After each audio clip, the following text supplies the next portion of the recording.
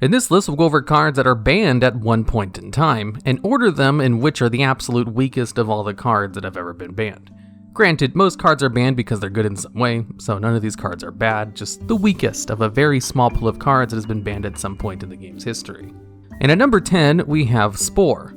This card was banned for one format in March 2012, and then unbanned the very next format in September. Spore is a level 1 tuner, which has the effect that if this card is in your graveyard, you can banish another plant-type monster from your graveyard to special summon this card, and then increase its level by the level of the monster banished to activate its effect. And this effect can only be used once per duel. So basically it's a graveyard effect that can activate whenever it wants to bring itself out of the graveyard, which is pretty good, and why it's at the absolute bottom of this list. But this card wasn't really banned because it was super overpowered or anything. You see, in the March 2012 format, Xyz monsters were the new big thing, but everyone was still playing plant synchros because they were still really good, with cards like Glow Up Bulb and Spore. So in order to make sure people stop playing the very strong synchro deck and start playing more Xyz focused decks, they kind of went heavy-handed on their bans and limits for cards that were part of that toolbox. And Spore just got kind of hit with everything else, even though its power level wasn't really on the same scale as something like Glow Up Bulb. Because one of the combos for Spore was to bring it out of the deck with Lone Fire Blossom, then send it to the graveyard with some kind of synchro summon, and then bring it back by banishing Lone Fire Blossom as a level 4 tuner, which was incredibly rare back then. There was an incredible lack of level 4 tuners during the synchro era, and the few that did exist could not special summon themselves from the graveyard. So Spore was pretty valuable, just like not overpowered or anything, which is why it got unbanned immediately and put to one copy, which was kind of laughable since it has a once per duel effect, so putting it to one copy per deck didn't really hurt the card, which was why it was eventually released from the ban list sometime later. And at number 9, we have Chaos Sorcerer, who was banned in September 2006 and stayed banned for a little over 2 years until March 2009. This was one of the original Chaos cards, released alongside monsters like Blackluster Soldier, Envoy of the Beginning, and Chaos Emperor Dragon Envoy of the End, and was definitely the weakest of the Chaos monsters, but it was still incredibly strong for the early days of Yu-Gi-Oh!, as it was a high-level monster that could easily special summon itself from the hand by just banishing a light and dark monster from the graveyard. And it could banish one monster on the field in place of its attack once per turn. And this was a pretty strong effect back in the days when cards like Smashing Ground were considered a staple card in every deck, which just has the effect to randomly destroy one monster your opponent controls. And it even saw play after it was unbanned in the Synchro and Xyz format. And the only reason this card doesn't see play today is because it's kind of a victim of power creep, where they just released better Chaos monsters over the year, where you don't really want to play Chaos Sorcerer over something like Chaos Dragon Levianeer. And at number 8, we have Mirror Force, which got banned twice. Once in September 2004 for one format, then again in September 2005 for one format, where it was then put down to limited and eventually taken off the ban list sometime later. Now, Mirror Force currently still sees niche play, so it's not exactly a bad card, but this card was definitely considered overpowered in the early days of Yu-Gi-Oh!, as losing all of your monsters for declaring an attack was completely devastating. This card's power level is so strong that it's still not even released in Duel Links. But battle traps are nowhere near as good as they used to be in modern Yu-Gi-Oh!, and they only occasionally see competitive play. And Mirror Force kind of has the same problem as Chaos Sorcerer, where it's just fallen to good old power creep, as there's much better versions of Mirror Force in the game now, like Blazing Mirror Force, Storming Mirror Force, Drowning Mirror Force, etc, etc.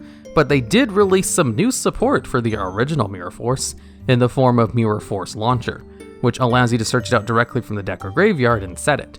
Although, funny enough, the decks that do play Mirror Force and see competitive success do not use Mirror Force Launcher at all. They just kind of played alongside some of the other Mirror Force cards and use a whole bunch of stun lockdown cards to stop their opponent from playing the game, or removing their back row. And you can just get a lot of advantage from a Mirror Force wiping out your opponent's field even today. It's just there's better cards that do the same thing now. And at number 7, we have Call of the Haunted, which was banned March 2008 until September 2009. Now, what Call of the Haunted does is it allows you to special summon any one monster from your graveyard in attack position, and if this card is destroyed, it also destroys a monster and vice versa. Now, Call of the Haunted was actually a staple card for a long time, because it allowed you to special summon any monster from your graveyard without restrictions, with the only downside being that it had to be in attack position when you brought it out. and some cards like Card Trooper saw extra value if their floating effects could be activated if your opponent tried to blind MST your face down Call of the Haunted, as you could chain Call of the Haunted to a spell or trap card removal in order to special summon a monster who would then immediately get destroyed by that removal and then activate their effect, like drawing one card if you chose Card Trooper for example. Or it could just be used in any other case in which you'd want to special summon monsters from the graveyard, which is good in pretty much every deck. This is still a good effect even today. The only problem with this card is that it's a trap card, and the game has evolved to a state where trap cards are kind of slow and not played unless they're very powerful. And Call of the Haunted has just been kind of power crept out of the game, where it's just a little bit too slow for a deck that would want to make use of its effect, and not powerful enough to compete with other trap cards that do get played instead, like Solemn Judgment or Evenly Matched. And at number 6, we have Magician of Faith, which was banned in March 2007, unbanned the next format, then banned again in March 2008, and stayed banned for a long time after. Magician of Faith is one of the few cards in the game which has the distinction of appearing in all forms of the ban list, as it's been forbidden, limited to 1 copy, limited to 2 copies, as well as unlimited like it is today. Now, what Magician of Faith does is it's a flip effect monster which simply allows you to add a spell card from your graveyard to your hand when it's activated. And adding a spell card back to your hand from the graveyard is still an excellent effect even today, and is pretty rare or has some really steep cost to that kind of effect. Although nowadays, flip effect monsters are so slow and hardly used that unless you have some really overpowered support that lets them flip up very often, like the Subterror archetype, they just don't really see any play at all. It's just not very good to set a monster and then wait until your next turn for it to get destroyed and flipped over, and the archetypes which do resolve around flipping are pretty set to their own archetype and don't work on other flip effect monsters. Now, part of the reason this card was so good in the early days of Yu-Gi-Oh! Was because of a card called Apprentice Magician, which itself was kind of like a staple card that saw tons in play in lots of decks, and currently doesn't see any play at all. Because what this card does is if it's destroyed by battle, you can special summon a level 2 or lower spellcaster type monster from your deck in face down defense position, and Apprentice Magician himself counted for its own effect. And there wasn't very much monster removal back then, so what you could do with the Apprentice Magician was kind of softly stall out with it by letting your opponent attack into it and then special summon other copies of it from your deck, and then just ending on a Magician of Faith in order to get back a spell card, after going through 3 Apprentice Magicians, and then maybe even using Magician of Faith as tribute fodder on your next turn. It was actually really good, and Apprentice Magician himself even got put on the ban list, though only in a restricted category and never forbidden like Magician of Faith. And at number 5, we have Breaker, the Magical Warrior. This card was banned 2 times for 1 format each, in March 2007 and again in March 2008. Now, Breaker the Magical Warrior has the effect that when it's normal summoned, you can place 1 spell counter on it, and it gains 300 attack for each spell counter, and it has the effect where it can remove a spell counter to destroy 1 spell or trap card on the field. So if you leave the spell counter on it, it becomes a 1900 attack beat stick, which was really good at the time. And if you remove the spell counter to destroy a spell or trap card, that was also really good, as this was in the era when Mystical Space Typhoon was limited to 1 copy. And with cards like Apprentice Magician running around seeing tons of play, which also has another effect where when it's summoned you can place a spell counter on a monster, the average deck could easily refill the spell counter on it occasionally in order for it to destroy multiple spell or trap cards per turn. The game was just slow enough where it was a spell and trap card removal machine, and it even saw tons of play in Duel Links when it was first released, because Breaker the Magical Warrior is just a really good card and low-powered versions of the game, because it has good stats and a great effect on an easy summoning condition that can be splashed into pretty much any deck. Although nowadays, this card doesn't see any play, despite the fact that there are meta decks which revolve around spell counters. It's just way too slow and requires your ever so precious normal summon in order to place a spell counter on it. And unless a level 4 or lower monster has effects that let it special summon itself or something else, or allows you to gain advantage, it generally doesn't see play outside of its archetype, and Breaker doesn't really have a traditional archetype, and it's just not strong enough of a staple for the current metagame. Especially now that we have cards like Twin Twisters and Lightning Storm running around, clearing back row like crazy. You don't really need to waste your normal summon to clear 1 card anymore.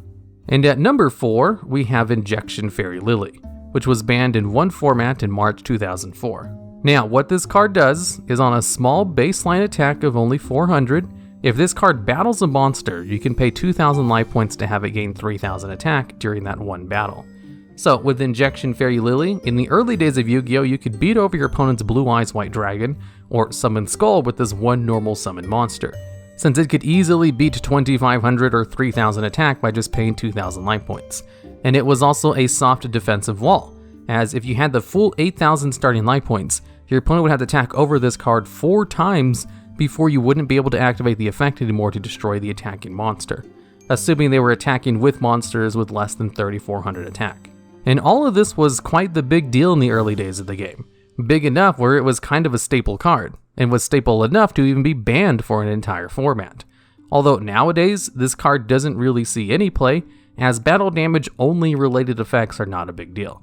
The standard strategy for meta decks is to clear your opponent's monsters with card effects, and then attack for a whole bunch of damage that you just happen to have on the board that also cleared out your opponent's monsters. And the only cards with battle effects that do see play are ones that can be brought out of the extra deck, or summoned very easy and have good protection. You just don't really play main deck monsters that require a normal summon to beat over monsters anymore. Although, the last time this card did see play was when Spellbook of Judgment was still legal, since that deck was all about buffing up spellcasters to attack over your opponent's monsters, while also clearing their field with Spellbook spell cards. And then gained a whole bunch of advantage during the end phase. Injection Fairy Lily kind of fit nice in there, and could easily allow you to activate the effect of Spellbook of Power, which required you to beat over something by battle in order to search out a Spellbook spell card from your deck. Could be protected with Spellbook of Wisdom, and could even be brought out of the deck with Spellbook of Judgment if you didn't want to bring out Jiaojin the Spiritualist for whatever reason. Although after the golden age of spellbooks ended, so did any competitive use of Injection Fairy Lily, as it no longer sees any competitive play. And at number 3, we have United We Stand, which was banned for one format in September 2004, all the way until March 2005. Now, this is an equip spell card which increases the attack and defense of the monster it's equipped to by 800 for each face-up monster you control. And if you controlled 5 monsters, this one card could give a monster a 4000 attack boost, which is enough to beat over pretty much any monster in the game, and can instantly win you the game if you attack directly with a monster that can attack twice. So back in the day, when battle damage mattered, as this card was banned one format after Injection Fairy Lily, this was a little bit too strong of an attack boost from one card. In fact, the modern equip cards still don't give the amount of attack as United We Stand can. However, this card still suffers the same weakness that all equip cards have, where they're just too vulnerable. If the monster equipped to it is destroyed, this card is also lost in the process, giving your opponent a nice plus if they have any kind of monster removal. The opponent can also just destroy this card with any spell or trap card removal, and it's also vulnerable to cards that flip monsters face down. There's just too many ways to deal with equipped cards where any Mystical Space Typhoon, Smashing Grounds, or Book of Moon could stop this card, where they eventually decided it wasn't really necessary to ban the card since it was so easy to play around. And even if they did give an incredible attack boost, it was only an incredible attack boost in best case scenario anyway. And if you have 5 monsters on your side of the field, chances are you're in a pretty good game state to begin with, and activating United We Stand would just be akin to a win more card, which implies that you are probably going to win anyway, unless your opponent had a face down Mirror Force which just wipes out your field. And for being an equipped spell card with no kind of protection or floating effects, it definitely has to take a top spot on this list, as one of the weakest previously banned cards, but still a pretty solid card nonetheless. And at number 2, we have Victory Dragon, which was banned in March 2006, unbanned in the next format in September 2006, and then banned again for good in March 2007, where it has stayed banned till this day. Now, this is the first card on this list that is still currently banned, but it's not really a good card to be perfectly honest. What this card does is if it declares a direct attack and reduces your opponent's life points to 0, then you win the match. Now remember, the match is the best 2 out of 3 that you can play in competitive tournaments, so if you pull this card's effect off during the first duel, it will auto-win you your next duel, so it kind of counts as an instant win effect for a duel that hasn't even took place yet, which definitely sounds like a good effect, and it's because of this effect that the card is currently banned. However, this card has all kinds of restrictions and rulings to it that make it not very good. The card itself cannot be special summoned, and can only be tribute summoned by tributing 3 dragon-type monsters specifically. It only has 2400 attack for this, which isn't super great for all the resources required to bring it out, and it has to declare direct attack, which means it can't do battle damage by attacking over a monster. So they have to make sure to clear your opponent's field and then attack with Victory Dragon last. And if you're able to complete all of this during your first turn, your opponent can completely shut down its effect by just simply surrendering before Victory Dragon declares its attack, or before the attack resolves for that matter. As in the TCG, you're allowed to surrender a duel at any point. So if you just simply give up before Victory Dragon attacks, then its effect cannot take place, which completely negates the effect right out the gate. Any person who just knows this little ruling can completely avoid the effect, and generally competitive players are going to know about this, and the ban list is created around competitive decks. So if they unbanned Victory Dragon, there's a good chance it wouldn't see any play. But it's more about setting a precedent. They don't want an effect that's potentially powerful to exist in the game, and in fact, they give this effect to all the illegal cards that they give out as prize winners. So it would be weird for the only legal version of this card in the game to be playable, when they so often give this effect to unplayable cards. And at number 1, we have Self-Destruct Button, which was banned in January 2014 and is still banned to this day. Now, this card has the effect that if your life points are lower than your opponent's by 7,000 or more, you can activate this card to make both players' life points become 0. Now, this card can only ever cause tie games, as there's no way to take advantage of this card with legal cards that exist in the game in order to circumvent your loss as well. And a card which can only cause tie games can't exactly win you the game. The reason this card is banned is because it encourages stall decks and kind of gives them a backup strategy in case things go south.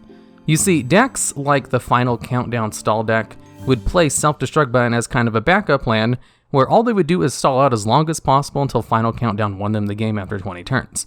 But if for any reason their opponent was actually able to get them low on life points and maybe even win the game, you could just use Self-Destruct Button to cause a tie, in order to try again in the next game, as Self-Destruct Button was very easy to meet its conditions in Final Countdown decks, and it was also causing matches to go on too long, and was encouraging a very unsportsmanlike type of gameplay, of taking advantage of the fact that you can basically tie as much as you want, and you play until someone wins 2 games or you go into time rules. So for a card that doesn't actually win you the game at all, and is purely on the ban list because people were trolling with it, I kind of have to give Self-Destruct Button the number 1 on this list, as being technically the weakest banned card in the game, that is definitely banned for a good reason nonetheless. Alright, and that's the list. As I said in the intro, all these cards are definitely solid. There's a reason they were banned. Most of them just simply fell to power creep, or were banned for other reasons besides the fact that they themselves are powerful. If you know of any other banned cards that are definitely weaker than some of the ones I've talked about on this list, I'd love to hear about them down in the comments. And also, did you know only 36.8% of people who watch these videos are actually subscribed to the channel?